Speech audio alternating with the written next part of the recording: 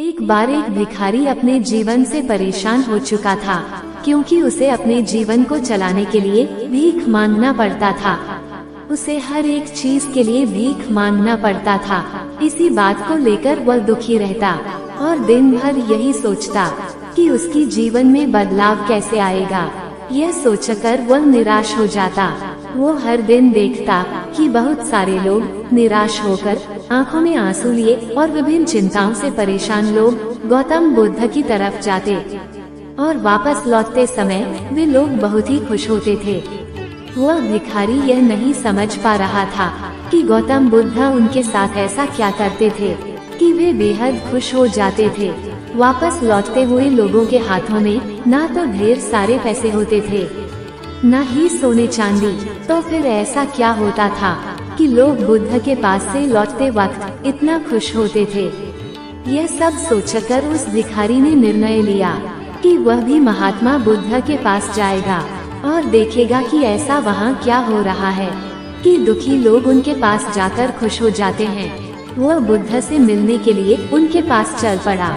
जहाँ बुद्ध मौजूद थे वहाँ बहुत लंबी कतार लगी हुई थी, तो वह भिखारी भी कतार में लग गया। कतार में लगकर वह अपनी बारी का इंतजार करने लगा।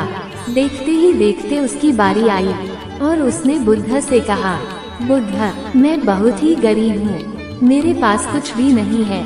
मुझे अपना जीवन चलाने के लिए भी दूसरों से भीख मांगनी पड़ती है।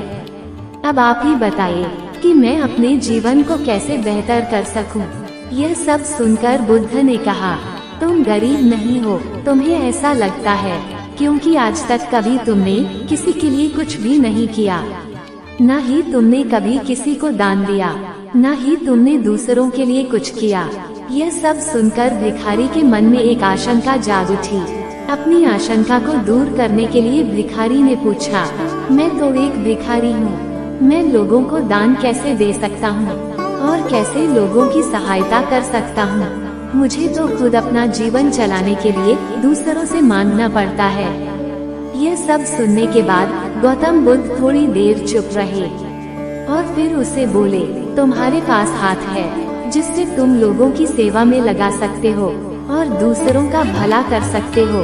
इसके अलावा तुम्हारे पास मुंह है जिससे तुम लोगों से अच्छी अच्छी बातें कर सकते हो और दूसरों का हौसला बढ़ा सकते हो।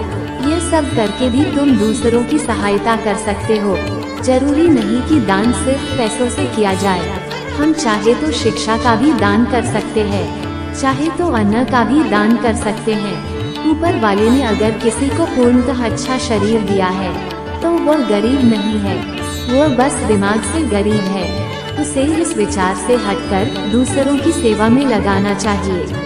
बुद्ध की यह सब बातें सुन लेने के बाद वह भिखारी बहुत ही ज्यादा खुश हो गया और उसका मन अब संतुष्ट था।